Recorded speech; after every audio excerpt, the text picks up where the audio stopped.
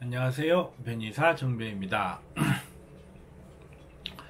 오늘 상담 사례는 대퇴골절 사고 후 CR리 감염 환자네요. CR리라는 거는 카비페넴 레지스턴트 이콜라이, 그러니까 카비페넴, 이미페넴이나 메로페넴 같은 항생제를 말하죠.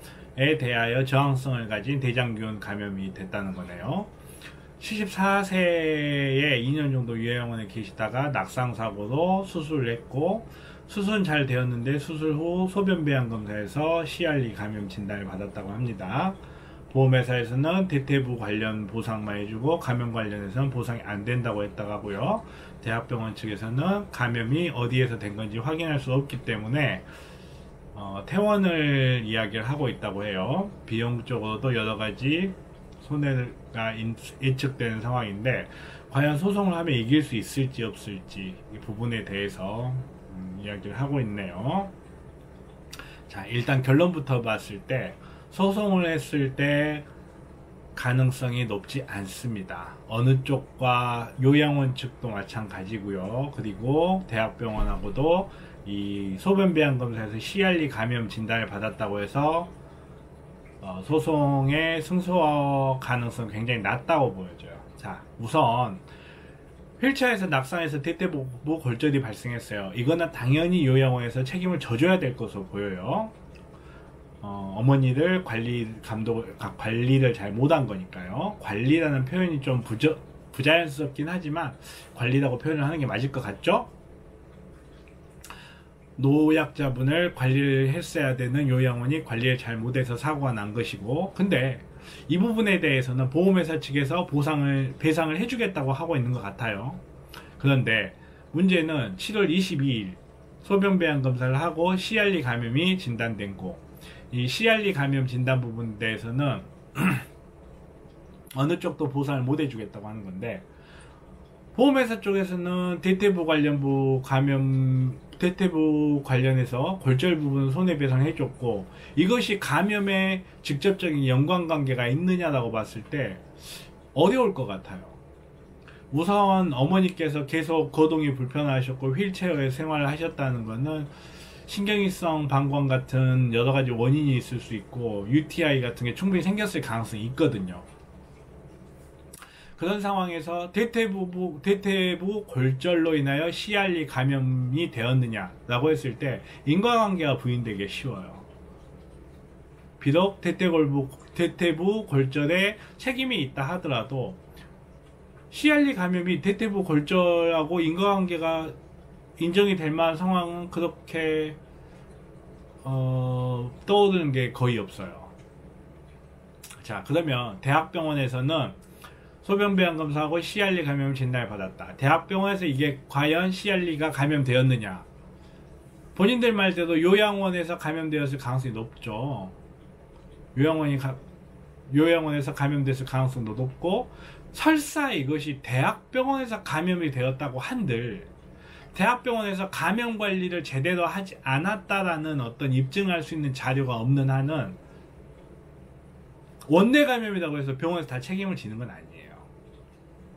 세균이라는 거는 아무리 노력을 하고 아무리 감염에 대해서 여러가지 예방 조치를 취한다고 하더라도 다 막을 수 있는 게 아니거든요. 결국 모든 인간은 폐혈증으로 죽는다는 말이 있을 정도로 인간과 세균의 전쟁은 끝난 게 아니에요. 때문에 정말로 병원에서 CR리를 예방할 수 있는 방법이 있었다거나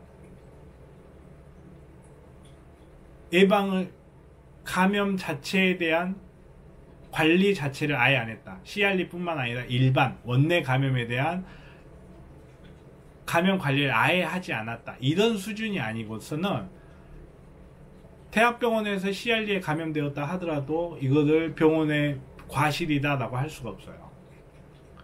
일단 의료사고가 있냐, 의료사고라고 보여지지도 않아요. 심지어는. 그리고 의사에게 과실이 있느냐, 지금 내용만 봤을 때는 의사에게 과실이 있다고 미루어 짐작하기가 힘들어요. 정말로 병원 측의 감염 관리에서 어떤 오류가 있었다든지 뭐 병원 감염 관리에 있어서 어떤 과실이 있었다든지 하더라도 실제 책임이 매우 심하게 제한될 가능성이 높아요. 따라서 지금 이런 상황에는 어느 쪽하고 소송을 한다고 하더라도 승소 가능성은 굉장히 낮다라고 판단이 되어집니다.